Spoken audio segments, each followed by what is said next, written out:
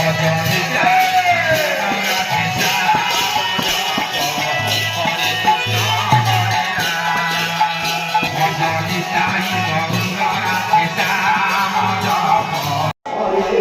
Radharaman. Sir আমি জাঁয়া চাহুছু আমি রাধারমণ বন্দেহং শ্রী গুরু শ্রীতপদপদ শ্রী গুরু বৈষ্ণবাঞ্চ শ্রী রূপম সনাতন সর্বমস্তুতম সাধকম সাধভূতম। নাম সংকীর্তন হচ্ছে, নাম সংকীর্তন হচ্ছে মহাপ্রভু 500 ବର୍ଷ ପୂର୍ବରୁ ପ୍ରଚାର କରୁଥିଲେ, ମହାମନ୍ତ୍ର ପ୍ରଚାର କରୁଥିଲେ। ଶ୍ରୀକୃଷ୍ଣ ଚୈତନ୍ୟ ପ୍ରଭୁ ନିତ୍ୟାନନ୍ଦ ହରେ କୃଷ୍ଣ ହରେ ରାମ ଶ୍ରୀ ରାଧେ ଗୋବିନ୍ଦ হরি হরয়ে নম কৃষ্ণ যাদবায় নম যাদবায় মাধবায় কেশবায় নম। মহাপ্রভু লীন হয়ে জগন্নাথ দেহরে। তাপরে পুଣି 250 ବର୍ଷ ପରେ রাধারমণ দেব আসিলে, বুঝল। রাধারমণ দেব আসিকি নাম প্রচার কলে ভজ নিতাই গৌর রাধে শ্যাম জপ হরে কৃষ্ণ হরে রাম। এই নামর মଡ଼ା বଞ୍ଚିଛି, ତରୁ ନାଚିଛି, ଏବେ ସୁଦ୍ଧା ପ୍ରମାଣ ଅଛି। କଟକର ରାସବିହାରୀ ମଠ ଚର୍ଚ୍ଚଟ କରିକି ପଡ଼ିଛି। ବାପା ମା ବସି କାନ୍ଦୁଛନ୍ତି ଆଜ୍ଞା। রাধারমণ দেব সব আসলে কি হয়েছে? ও পুরা চলে গেছে। আচ্ছা আচ্ছা ঠিক আছে, হও নাম কর। তারপর সঙ্গর যে ଥିଲେ পরিবার সবু ভজন নেতাই গো রাধে শ্যাম জপ হরে কৃষ্ণ হরে রাম এই নাম করি তা চারিপট উচ্চ স্বরে নাম কলে, বুঝল। উদণ্ড কীর্তন কলে রাধারমণ দেব নাচি নাচি নাচি নাচি তারপরে ଟିକେ ଚଢ଼ିବ। সে পিলা উঠিকি বসিলা, বসিলা ତମ ପିଲା ଉଠିକି ବସିଛି, ତମେ ନେଇଯାଅ। ଦିଗନଗର ଗୋଟେ ବଡ଼ ଅଛ ମୁସଲମାନ ମାନେ କାଟିକି ନେଇଯାଉଥିଲେ। ରାଧାରମଣ ସେଠି ଗଲେ, ତାଙ୍କ ସବୁ ମୁଖିଆ ଲୋକଙ୍କୁ ଡକେଇଲେ, ବୁଝିଲ। ରାଧାରମଣ ଯେବେ ନାମ କଲେ ସେ ଗଛ ଏମିତି ନାଚିଲା, ବୁଝିଲ। ଗଛ ବି ନାଚିଲା, ଖାଲି ଭଜନ ନିତାଇ ଗୌର ରାଧେ ଶ୍ୟାମ ଜପ ହରେ କୃଷ୍ଣ। সেই সমୟରେ ତାଙ୍କୁ ମଧ୍ୟ ଗଛଟିକୁ ରାଧାରମଣଙ୍କ ନିକଟକୁ ଯାଇଥିଲେ, ନାଚିଲା। କହିଲେ ଇଏ ରାଧାରମଣ। ତାଙ୍କ ମୁଖିଆ ଯେ କହିଲେ ନା ନା ଆମେ ଏ ଗଛ ଗୋଟେ କଟାକଟି କରିବୁନି, ଏପର୍ଯ୍ୟନ୍ତ ସେ ଗଛ ଅଛି, ଗୋଟେ ମଠ ଅଛି, ଗୋଟେ ସାଧୁ ଜଣେ ଅଛି, ଆମେ ସେବା ଲୋକମାନଙ୍କୁ ଭାରି କରି ଯେତେବେଳେ ଖାଦ୍ୟ ପରଶିବା ପାଇଁ କେତେ ଲୀଳା କରିଛନ୍ତି। କେହି ଆସିନଥିଲେ ଆଜ୍ଞା ଭୋଜି ପାଇଁ। ହାଜିପିଟା ମଠ ସିଏ ପତିତ ହୋଇକି କହୁଥିଲା ଗୋଟେ କାଳିଆ କୁକୁର ତାକୁ ଜଣେ ମଦନ କହିଲା ଯେ ଏମିତି ଗୋଟେ ମଠ ପତିତ ହୋଇ ପଡ଼ିଛି, ତାକୁ ଟିକେ ଉଦ୍ଧାର କରନ୍ତୁ, ଚାଲ ଦେଖିବା। ବୁଝିଲ, ସେ କାଳିଆ କୁକୁରଟି ଶୁଣିଲା। ରାଧାରମଣ ଟିକେ ସେ କୁକୁରଟି ଉଠି ଆସିଲେ, ସେ କୁକୁରଟି କେମିତି ତାଙ୍କ ଚାରିପଟ ଠାକୁରଙ୍କୁ ନେଇ ଠାକୁର ଯେତେବେଳେ ଅପୂଜା ରହିଲେ, ଥାନାବାଲା ଆସିକି ନେଇଯାଇଥିଲେ କୋଉଠିକି, ଥାନା ନେଇ ରଖିଥିଲେ। ରାଧାରମଣ ଦେବ ସବୁ କିଛି ତାଙ୍କରି କୃପାରୁ ହିଁ ତ ହୋଇପାରିଛି ନା ନାମ କରି କରି ବୁଝିଲ। ଯାଇ ଦେଖିଲା ବେଳକୁ ଗୋଟେ କୋଣର ଲଙ୍ଗଳା ହେଇକି ଏମିତି ଉତ୍ତର ଛାଡ଼ିକି ବିଲେଇ ବାନ୍ଧି ଦେଲେ। ରାଧାରମଣ ରାଧାକାନ୍ତ ରାଧାକୃଷ୍ଣ ପ୍ରତିଷ୍ଠା କଲେ, ବୁଝିଲେ। ନାମର ମହିମା এই ভজন নিতাই গৌর রাধে শ্যাম। ଆଜ୍ଞା ଏଇ ଭଜ ନିତାଇ ଗୌର ନାମ ନେଇ ଆମେ ମୋକ୍ଷ ପାଇବା ପାଇଁ ଯାଉଥିବା ସମୟରେ ଆଜ୍ଞା ଆମ ଚୈତନ୍ୟ ମହାପ୍ରଭୁ ହୁଅନ୍ତୁ, ରାଧାରମଣ ଦେବ ହୁଅନ୍ତୁ, ଏମାନେ ରାଧାରମଣ ଦେବ ଚୈତନ୍ୟ ଅବତାର, ନିତାଇ ଗୌର ଅବତାର ନେଇଥିଲେ। ସେଇ ଅବତାରୀ ପୁରୁଷ ଚୈତନ୍ୟ ମହାପ୍ରଭୁ ଯାହା କରିଥିଲେ, ଆଜ୍ଞା ଆଜ୍ଞା ୟାକୁ ରାଧାରମଣ ଦେବ ଅଧିକ କରିଦେବେ। ପ୍ରଭୁ କ'ଣ କହିଥିଲେ, ମୁଁ ବଡ଼ ଜାତିରେ ପୂଜା ପାଇବି, ଛୋଟ ଜାତିରେ ସେ ପୂଜା ପାଇବ। ପ୍ରଭୁଙ୍କର ମହିମାରେ ଲେଖି ଯାଇଛନ୍ତି ଆଜ୍ଞା, ସର୍ବଧର୍ମ ସମନ୍ୱୟରେ ମୁଁ ପୂଜିତ। ନା ତାଙ୍କର ଜାତି ଆଚ୍ଛା, କିନ୍ତୁ ଯିଏ ନାମ କଲା, ବୁଝିଲ। ଯଦି ବ୍ରାହ୍ମଣ ହେଇକି ଯଦି ଜଣେ ନାମ ନ କଲା, ଯଦି ବେଦପାଠ ନ କଲା, ସିଏ ଜାତି ପଚାରି ହବନି। ଜଣେ ପତିତ ଚଣ୍ଡାଳ କୂଳରେ ହେଇକି ଯଦି ନାମ ଭଜନ କଲା, ସିଏ ମୁଖ୍ୟ ପାଇବେ, ବୁଝିଲ। ତାର ଉଦାହରଣ ଅଛି ଠାକୁର ହରିଦାସ, ବାଲି ଉପରେ ବସିକି ଭଜନ 3 ଲକ୍ଷ ନାମ ଭଜନ କରୁଥିଲେ, ବୁଝିଲେ। 3 ଲକ୍ଷ ନାମ ଭଜନ କରୁଥିଲେ। ଏବେ ସେ ପ୍ରମାଣ ଅଛି, ବୁଝିଲ। ସିଦ୍ଧ ବକୁଳ ବୋଲି ଗୋଟେ ଗଛ, ହଁ କରିପାରିବ ହଁ। ଏଇ କଥାରୁ ଆମେ ଯାହା ମହାପ୍ରଭୁ ପାଖକୁ ସିଏ ଯାଆନ୍ତିନି। ମହାପ୍ରଭୁ ଗମ୍ଭୀରାଟ ଥିଲେ। ହଁ ମହାପ୍ରଭୁ ଆସିକି ଜଗନ୍ନାଥଙ୍କୁ ଦର୍ଶନ କରିକି ହରିଦାସଙ୍କୁ ଦର୍ଶନ କରନ୍ତି। ନାମ ଭଜନ କରୁଥିଲେ ବୋଲି ବୁଝିଲ। ହରିଦାସ ମହାପ୍ରଭୁ ଯେତେବେଳେ ଧରିବାକୁ ଯାଆନ୍ତି ହରିଦାସ ଦେଇକି ପଳେଇ ଯାଆନ୍ତି। ମୁଁ ଜଣେ ଆଜ୍ଞା ପତିତ ଲୋକ ମତେ ଛୁଉଁଥିଲି ବୁଝିଲେ। ସିଏ ବୁଡେଇକି ତାକୁ ଛୁଅନ୍ତି ବୁଝିଲେ। ତାଙ୍କ ପାଇଁ ମହାପ୍ରସାଦ ପଠାନ୍ତି ବୁଝିଲ। ବାଞ୍ଛା ମନ ଭିତରେ ବାଞ୍ଛା କଲେ ହରିଦାସ ଖରାଟାର କାଟୁଛି ଖରା ଶୋଇ ହଉନି ଗୋଟେ ଗଛ ଗୋଟେ ହୁଅନ୍ତା ଭଲ ହୁଅନ୍ତା। ଜଗନ୍ନାଥ ମନ୍ଦିରକୁ ଯାଇଥିଲେ ମହାପ୍ରଭୁ ଗୋଟେ ବକୁଳ ଦାନ୍ତ କାଠି ହସନ୍ତି। ଦାନ୍ତ କାଠି ଫାଳେ ଆଣିଥିଲେ। ହରିଦାସ ପଛରେ ପୋତି ଦେଲେ। ହରିଦାସ ଏଇ ଗଛଟି ହବ ଏଇ ଗଛ ବିରାଟ କାୟର ସେ ଗଛଟି ହେଇଗଲା। ସୁନ୍ଦର ଗଛ ହେଇଗଲା। ହରିଦାସ ବସି ଭଜ କରୁଥିଲେ। କିଛି ଦିନ ପରେ ରଥ ଗଢ଼ା ହବ। ରଥ କାଠ ସର୍ଟ ପଇଲା। ଚକ କାଠ ସର୍ଟ ପଇଲା। ସେ ରାଜା କହିଲା ଯେ ସେଇ ଗଛଟି ଭଲ ସୁନ୍ଦର ହେଇଛି ତାକୁ କାଟିଆ। ତା ଲୋକମାନେ ସିଦ୍ଧାନ୍ତ ହେଲା। ହରିଦାସ କହିଲା ଯଦି ଜଗନ୍ନାଥଙ୍କ ଦାନ୍ତ କାଠି ରକ୍ଷ ହବ ରଥ ହବ ମୋର କିଛି କହିବ। ତା ପରଦିନ ଗଲାବେଳକୁ ଏମିତି ବାଙ୍କ ବାଙ୍କ ବାଙ୍କ ବାଙ୍କ ହେଇଛି। 500 ବର୍ଷର କଥା ଏପର୍ଯ୍ୟନ୍ତ ଏବେ ଅଛି ସିଦ୍ଧ। ବହୁତ ବହୁତ ଧନ୍ୟବାଦ ଏଇ ହଉଛି ନାମର ମହିମା। ନାମ କରିଥିଲେ ବୋଲି 3 ଲକ୍ଷ ନାମ ଜପ କରିଥିଲେ ବୋଲି ନାମର ମହିମା। ଆହୁରି କେତେ କଥା ଠିକ ଅଛି ଆଜ୍ଞା। ଆମେ ମୂର୍ଖ ଆମେ ଲୋକ ଯଦି ଆଜ୍ଞା। ସେଡ୍ୟୁଲ କାଷ୍ଟ ପରିବାର ଗୋଟିଏ ହରିନାମ ଜପ କରୁଛୁ ଗ୍ରାମରେ ଚତୁର୍ଥ ପ୍ରହରୀ ହବ ଅଷ୍ଟପ୍ରହରୀ ନାମ ଯଜ୍ଞ ରଖୁଛୁ ଆଜ୍ଞା। ଆଜ୍ଞା। ଆମେ ଯଦି ବ୍ରାହ୍ମଣ ବନ୍ଧୁମାନଙ୍କୁ ନିମନ୍ତ୍ରଣ କରୁଛୁ ସେମାନେ ଆମ ପାଖକୁ ଆସୁନାହାନ୍ତି କୀର୍ତ୍ତନ କରିବା ପାଇଁ ଆପଣ ଏ ସ୍ତରରେ କହୁଛନ୍ତି ଜାତି ପ୍ରଥା ନାହିଁ କିପରି ଏଇଟାକୁ ଆଗକୁ ଆମେ ବଢେଇବୁ ଆଜ୍ଞା। ବିଧାନର ରାଧାରମଣ ବିଧାନ କିଛି ନାହିଁ। ଯିଏ ଭଜନ କଲା ସିଏ ଆମର ପ୍ରିୟ। ଆମେ ତ ସେଇ କଥା ଜାଣିବାକୁ ଚାହୁଁଛୁ ଆଜ୍ଞା। ଭଜନ ନ କଲା ହରିନାମ ନ କଲା ବେଦ ପାଠ ନ କଲା ସିଏ ଠିକ ଅଛି ଆଜ୍ଞା ସେ ଯାହା ବି ହଉ କର୍ମକୁ ଆଧାର କରିକି ଆମେ ଯେତେବେଳେ ଚଳିବା ପାଇଁ ଆଗକୁ ବାହାରିଲୁ ସେଇ ସମୟରେ ଏ ଜାତିର ସୃଷ୍ଟି ହେଇଥିଲା ଆମର ଉପକାର ପାଇଁ ଆଜ୍ଞା। ତା ମାନେ ସେତେବେଳେ କରାହେଇନଥିଲା ଯେ ଗୋଟେ ମଣିଷ ହିଁ ଆଉ ଗୋଟେ ମଣିଷକୁ ଛୁଇଁବନି।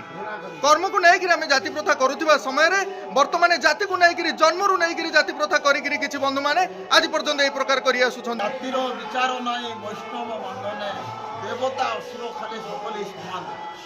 ଦେବତା ଅସୁର ମାନସ ଆଦି କରି ଯେଇତେ ବୈଷ୍ଣବ ସେଇ ତାରେ ନମସ୍କାର।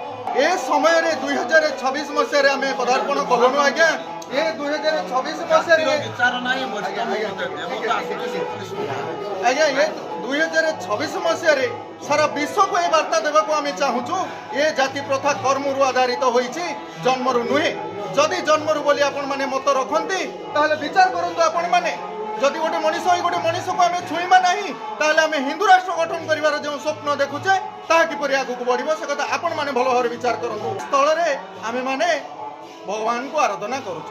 ଭଗବାନ କୋଉଠି ଜାତି ପ୍ରଥା ଗଢିଛନ୍ତି? ବେଦ ପୁରାଣ ଉପନିଷଦ କୋଉଠି ବା ଅଛି ଏ ଜାତି ଜନ୍ମରୁ ବୋଲି? ଆସନ୍ତୁ ନା ଜାଣିବା ଏ ଜାତି ପ୍ରଥା କୋଉଠୁ ହୋଇଛି ସୃଷ୍ଟି। ବହୁତ ବହୁତ ଧନ୍ୟବାଦ। ଆହୁରି କୋଟି ହେବି ମତେ ଯେତିକି ରଖିଦେଇଛି ବାବୁ ଏଇ ହରିନାମ ସଂକୀର୍ତ୍ତନ ଯେତେବେଳେ ମୁଁ ଶ୍ରୀନିବାସ ପଣ୍ଡିତ ଅଗଣାଗତିରେ କଲି ମୋ ଭକ୍ତମାନେ ଡାକିଥିଲି। କେମିତି ଡାକିଲି ଆଜ୍ଞା? ଇଏ ଭାଇ ଅଗ୍ରତ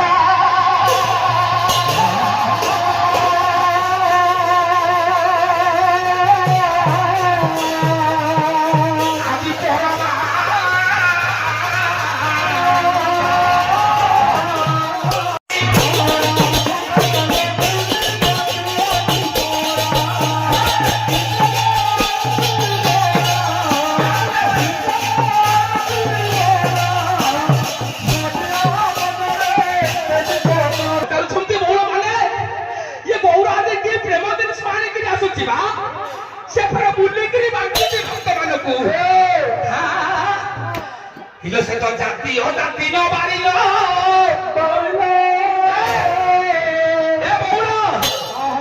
ଜଗନ୍ନାଥ ଆଉ ବଳଭଦ୍ର ସୁଭଦ୍ରା ଦେବୀ ପୁରୀ ଶ୍ରୀକ୍ଷେତ୍ରରେ ଆମେ ବସୁଛନ୍ତି ଆଜ୍ଞା। ଆପଣ ଜଣେ ଛୋଟ ଜାତି ଭଗବାନ କହିନାହାନ୍ତି ମୁଁ କରିନି ଜାତି ଚାନ୍ଦା ଏଠାରୁ ବ୍ରାହ୍ମଣ ପଦ ସମେତ ଆସି ମୋ ପାଖକୁ ମୁଁ ଯିବି ସମସ୍ତ ପାଖକୁ ସେ ଛୋଟ ବଡ଼ ଭାଇ ନାହାନ୍ତି କି ନିଜ ମାଝି ଭାବି ନାହାନ୍ତି ତେବେ ଏଇ ଗୁଣାଙ୍କ ମହାପ୍ରଭୁ ଜାତି ଅଜାତି ମାନ ନାହାନ୍ତି ଚାଲିଛନ୍ତି ଜାତି ଅଜାତି ନ ମାନିଲ ସଭିକୁ ଡାକୁଛି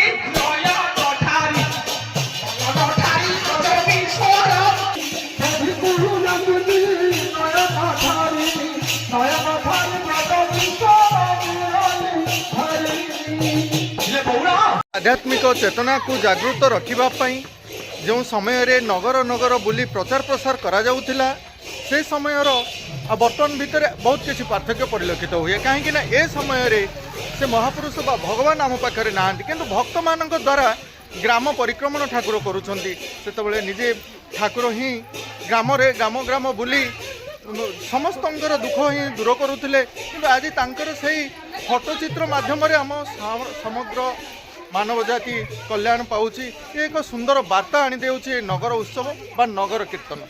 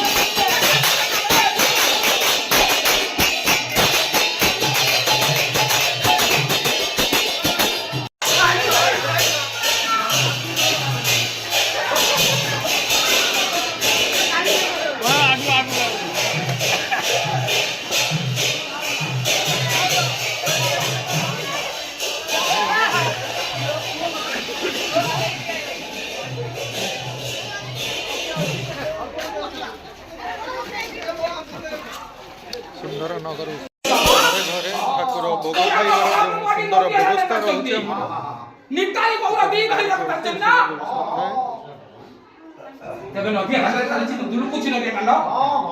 अनेक भक्त मान चलते महाप्रभु संगे ग्राम परिक्रमण समय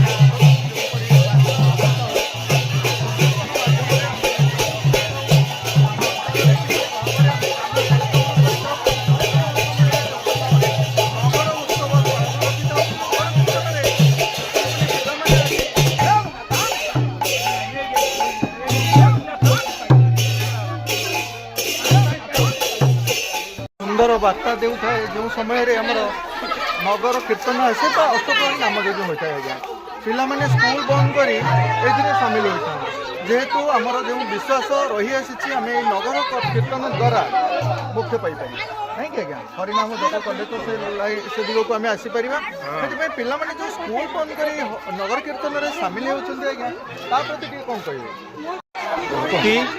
विश्वास थिबारु पिला माने खुशी रे जोग दियंती खुशी आसी था जेहेतु नगर में आम जो प्रसाद बा सुखिला खाद्य जाऊ कह जाए चॉकलेट बिस्कुट आदि सब पड़ी था प्रसाद रूप में नापी पे बहुत बहुत धन्यवाद।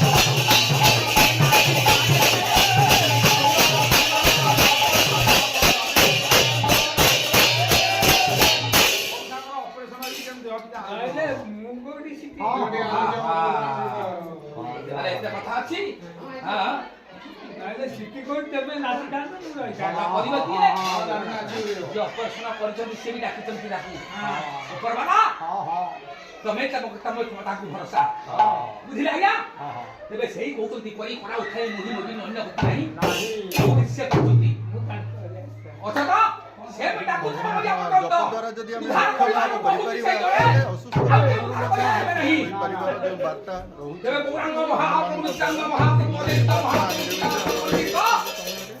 ये बाबूଙ୍କର ଶରୀରକୁ ଆରୋଗ୍ୟ କରନ୍ତୁ ବଳରାମଦେବ ବାବା ଉତ୍ସବରେ ବନ୍ଧୁଙ୍କ ସହ କିଛି ଆଲୋଚନା ରଖିବା ନଗର ଉତ୍ସବ ଆମ ପ୍ରତ୍ୟେକ ଗ୍ରାମ ଗ୍ରାମରେ ଆମେ ପାଳନ କରିଅଛୁ ତାର ମହତ୍ଵ କ'ଣ ସବୁ ରହୁଛି କାହିଁକି ଆମେ ନଗର କୀର୍ତ୍ତନ ଗ୍ରାମରେ ପାଳନ କରିବା ଟିକେ କହିବା ଆମ ପୂର୍ବପୁରୁଷମାନେ ଏଇଭଳି 40 ବର୍ଷ ଧରି ଆମ ଗ୍ରାମରେ ଏଇ ନଗର କୀର୍ତ୍ତନ ବା ଅଷ୍ଟପ୍ରହରୀ ନାମଯଜ୍ଞ ହେଇ ଆସୁଅଛି ତେଣୁ ଆମେ ଠାକୁରଙ୍କୁ ବିଶ୍ୱାସ କରି ବହୁତ ଉପକାର ପାଉଛୁ ସେଥିଯୋଗୁଁ ଆମେ ତାର ଠାକୁର ପୂଜା କରିଚାଲିଛୁ ଆଉ 40 ବର୍ଷ ବିଶ୍ୱାସ କରୁଛନ୍ତି ଠାକୁରଙ୍କୁ ସେମାନଙ୍କର ବିଶ୍ୱାସ ରହୁଛି ଯେ ଠାକୁର ଆମକୁ ଭଲ କରୁଛନ୍ତି ତେଣୁ ସେମାନେ ବିଶ୍ୱାସ ଯୋଗ୍ୟ ତେଣୁ ସେ ଠାକୁର ଆରାଧନା କରୁଛନ୍ତି ବିଶ୍ୱାସ ରହିଲେ ମଧ୍ୟ ଆମେ ହସ୍ପିଟାଲ ଯାଇଥାଉ ନିଶ୍ଚିତ ଆମେ ଠାକୁର ମାଧ୍ୟମ ତେଣୁ ଆମେ ହସ୍ପିଟାଲ ନିଶ୍ଚିତ ଯିବା କାରଣ ବୈଜ୍ଞାନିକ ଯୁଗରେ ସାଇନ୍ସକୁ ଆମେ ବିଶ୍ୱାସ କରୁଛେ ନା କିନ୍ତୁ ତାର ମାଧ୍ୟମ ହେଉଛି ଗୋଟେ ସର୍ଜନ ଯେତେବେଳେ ଅପରେସନ୍ କରିବାକୁ ଯାଉଛି ସେ ଭଗବାନଙ୍କ ନାମ ଭଗବାନଙ୍କର ଦ୍ୱିତୀୟ ରୂପ ହେଉଛନ୍ତି ଡାକ୍ତରମାନେ କିନ୍ତୁ ବର୍ତ୍ତମାନ ଯୁଗରେ ସେମାନେ ଆଉ ଭଗବାନ ହେଇନାହାନ୍ତି ସେ ସବୁବେଳେ ଶୋଷଣ କରିବାକୁ ପେସେଣ୍ଟମାନଙ୍କୁ ଚାହୁଁଛନ୍ତି ନାଇଁ ଆଜ୍ଞା ସବୁ ଡାକ୍ତର ଯଦି ସେମିତି ସମସ୍ତେ ନୁହନ୍ତି କିନ୍ତୁ ପ୍ରାୟ ଆମେ ଦେଖୁଛୁ ମୁଁ ଦେଖୁଛି ମୋତେ ଅପରେସନ୍ ଅପରେସନ୍ କରିଦେବି ଆପଣଙ୍କ ଅନୁଭୂତି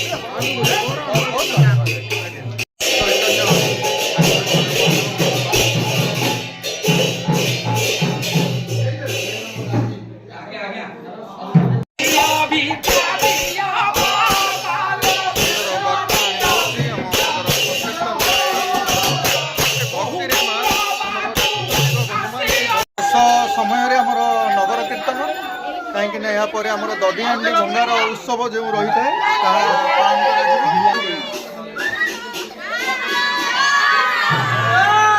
ପିଲାମାନଙ୍କ ଦ୍ୱାରା ସଂକୀର୍ତ୍ତନରେ କିପରି ସୁନ୍ଦର ବାତାବରଣ ତିଆରି ହୋଇଛି ସୁନ୍ଦର ଭାବରେ ଆମର ସଂକୀର୍ତ୍ତନର କାର୍ଯ୍ୟକ୍ରମ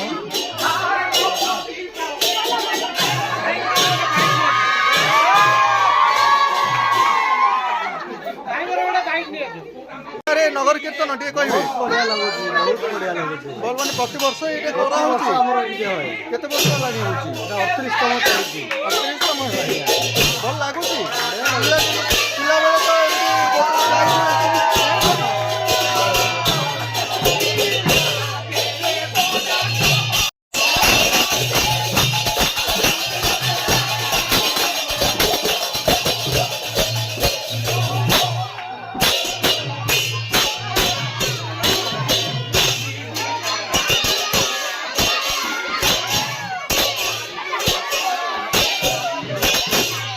तो स्थान शेष संकीर्तन बार्ता